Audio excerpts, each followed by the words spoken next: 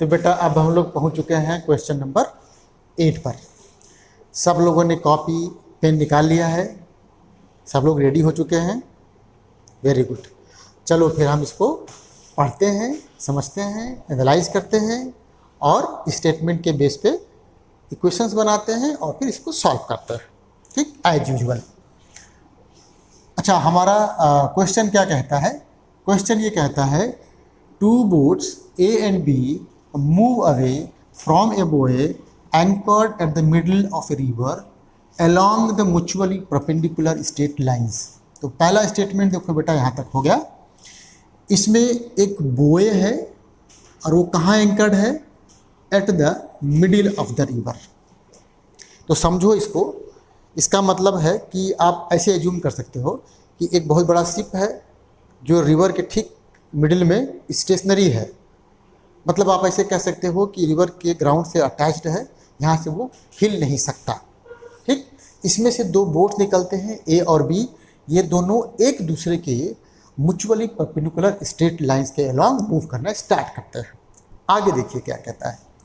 Boat A moves along the river, very good, and the boat B across the river. ये spelling mistake है यहाँ पर। ठीक, यहाँ तक सही है। तो पिक्चर बना सकते हैं हम लोग। चलिए पिक्चर बनाते हैं। थोड़ा हम बड़ा सा पिक्चर बनाएंगे क्योंकि ये देखिए, ये है हमारा रिवर। एक मिनट, ये है हमारा रिवर, बहुत बढ़िया। ठीक बीचों बीच यहाँ पे ये बॉय एंकर्ड है, ये भी बढ़िया। अब क्या हुआ? बोट ए निकला इसमें से, किधर जा रहा है? ये जा रहा है रिवर फ्लो के डायरेक्शन में। ये इधर स्ट्रीम का डायरेक्शन है। आप इसको ऐसे बना देना, स्ट्रीम का डायरेक्शन है। ठीक है। बी निकला, वो किधर जा रहा है? वो बिल्कुल इस डायरेक्शन में बी जा रहा है। अब क्या हो रहा है? अब क्या हो रहा है जरा देखिए। अब कहता है having moved up an equal distance from the boy. अगर ये दोनों ये दोनों बॉय से इक्वल डिस्टेंस कवर करने के बाद क्या होता है? The boats return. ये बोट्स वापस रिटर्न होकर के बॉय पे पहुंच जाते हैं। ठीक है, तो निकालना क्या है भाई? Find the ratio of times of motion of boats T A by T B if the velocity of each boat with respect to river is eta times greater than the stream velocity. तो चलो हम ये मान लेते हैं, ये जो we R है वो स्ट्रीम वेलोसिटी है। स्ट्रीम वेलोसिटी का मतलब क्या हो गया? ये हो गया रिवर फ्लो की वेलोसिटी। बहुत अच्छी बात। अब हमने ये भी मान लिया कि ये velocity of boat with respect to river है, जिसको हम वी बी आर से रिप्रेजेंट कर रहे हैं। ये हो गया वेलोसिटी ऑफ बोट ना with respect to river. River कहिए या स्ट्रीम कहिए। कंडीशन क्या है आपके पास? ये कहता है कि वी बी आर जो है वो इटा वी आर के बराबर है। ये देखिए, है ना, velocity of each boat with respect to water is eta times greater than the stream velocity. तो एक तो स्टेटमेंट से हमने ये निकाल लिया। दूसरी बात देखिए क्या है। सपोज कर लो अपने क्वेश्चन के अनुसार कि बॉय से ये डिस्टेंस चला डी और डी चलने के बाद ये रिटर्न हो गया। तो ऑब्वियस सी बात है, according to the question B भी अपने डायरेक्शन में वही डी डिस्टेंस चलेगा और फिर ये रिटर्न हो जाएगा। अब मैं ए के रिटर्न होने का ए का जो है टाइम ऑफ मोशन निकालता हूँ, फिर बी का निकालूंगा और रेशियो निकाल दूंगा। सिंपल सा क्वेश्चन है।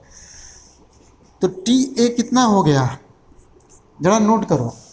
जब बोट रिवर फ्लो के डायरेक्शन में जा रहा होगा उस वक्त उसकी वेलोसिटी होगी V B R plus V R, है ना। ये तो बच्चा वाला चीज़ है, इसको बताने की ज़रूरत नहीं है।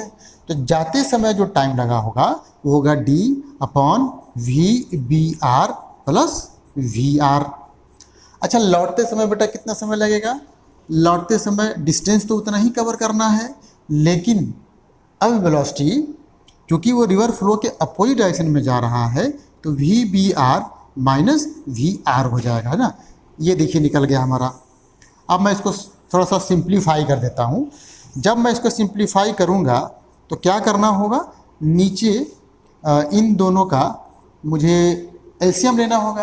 ये तो a प्लस बी और a माइनस बी के फॉर्मेट का है, तो ये वी बी आर का स्क्वायर माइनस वी आर का स्क्वायर हो जाएगा।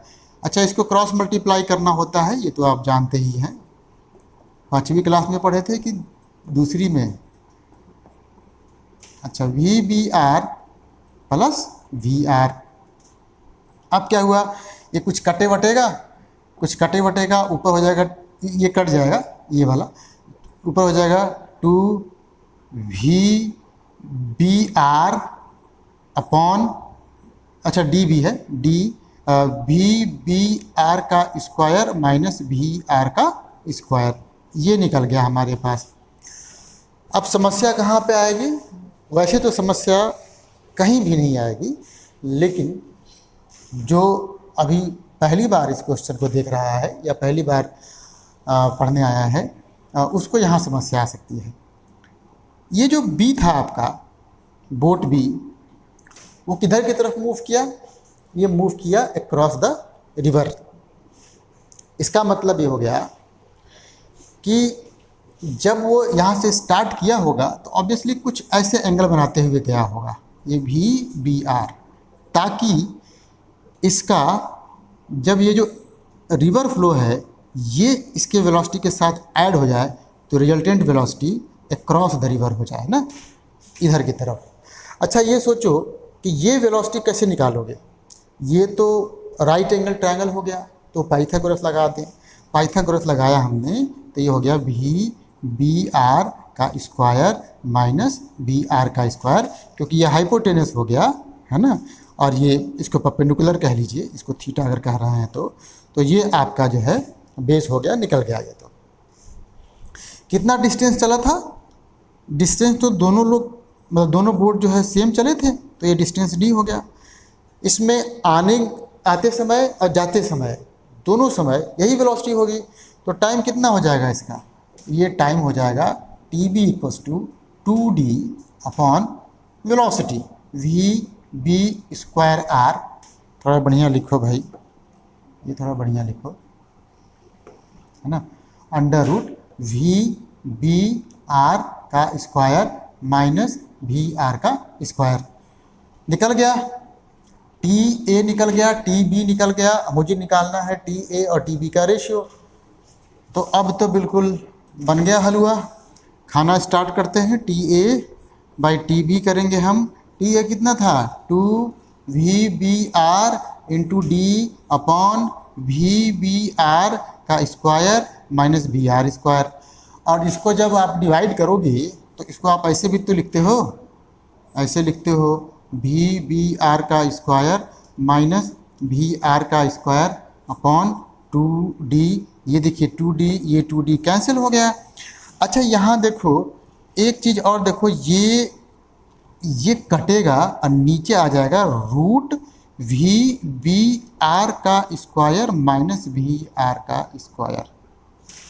ठीक है, अब आप बताइए T A by T B इतना हो गया V B R upon under root V B R का स्क्वायर माइनस वी आर का स्क्वायर।